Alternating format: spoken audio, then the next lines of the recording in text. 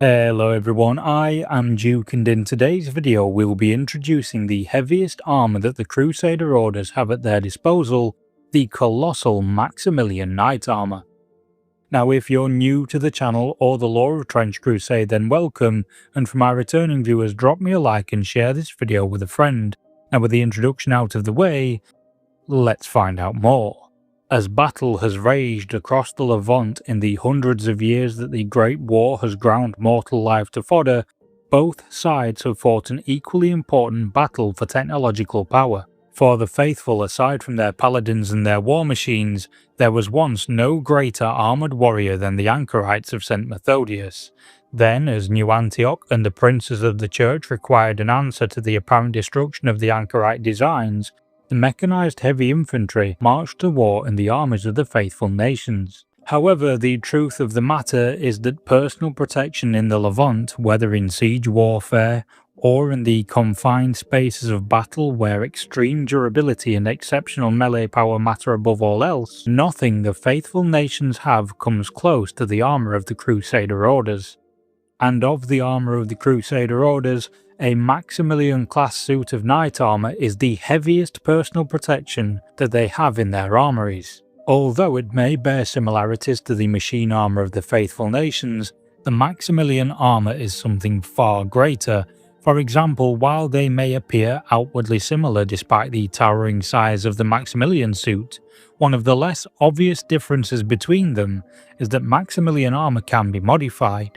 It is no secret that orichalcum steel is near impossible to reforge, so once a suit of machine armour is created, it is passed down from fallen veteran to new recruit.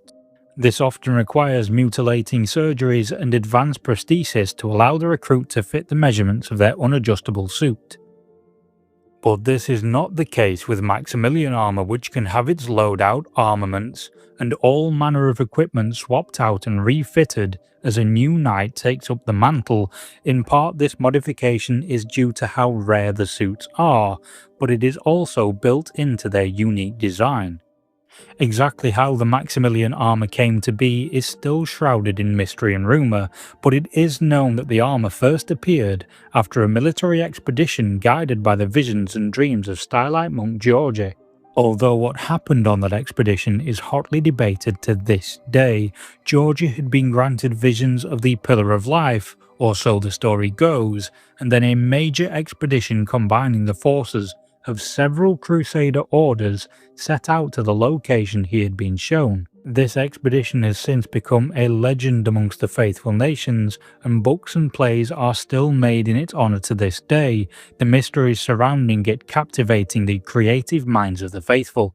And despite each of the knights who undertook the pilgrimage taking a vow of silence so the true matters that occurred would never be revealed, we do know some interesting snippets of information. Upon the expedition's return, they carried with them fragments of ancient armour, along with incredibly large bones.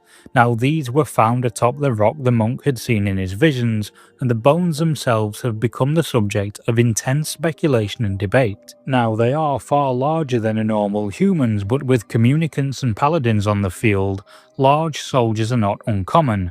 Despite this fact though, some whisper that the bones are not of human origin at all, but are in fact the remains of one of the nephilim. Now the nephilim are titanic creatures mentioned in some of the oldest surviving holy books, so it's easy to see why the remains are rumoured to belong to one of them, especially given the Crusader order's secrecy on the matter.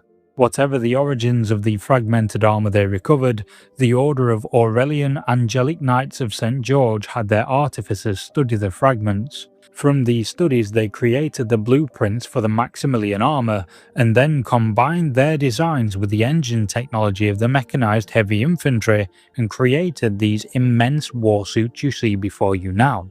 And it is because of the massive size of the Maximilian armour they are supported in battle by a group of lay brethren at arms. These support troops are vital to the Crusader Knights in battle because they act as spotters to the knight whose vision in the armour is limited. They also deal with enemy anti-armour troops who may prove dangerous to the Crusaders and maintain the armour's immense engines.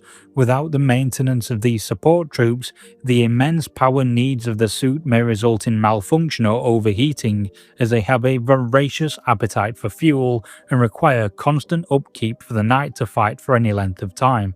But despite the best efforts of their support troops, inevitably a knight within the armour may be killed or become too injured for active service. And in order to choose a new bearer for the armour, the Church carefully oversees spiritual testing and questioning in order to determine who should be granted the honour of being the new bearer. After they are selected, the armour is modified to suit the fighting style and combat role of the new knight within. There are many customizations that are available to the knights within the armour, from their machine gun lancers to vermiculite layers to protect against flamethrowers, and even self-contained breathing apparatus that holds the gases and chemicals of war at bay. But with that, our introduction to Maximilian armour comes to an end for today. Now if you'd like to learn about the machine armour of New Antioch, you can click the video link to your left. Alternatively, to discover more lore for games like Trench Crusade, 1490 Doom or Conflict 47, click the video link to your right. Don't forget to join as a channel member to download exclusive channel art from the Discord, and for discounts on your hobby supplies, check out my affiliate links in the video description. With that, I'll say thank you for watching, and I'll see you all soon.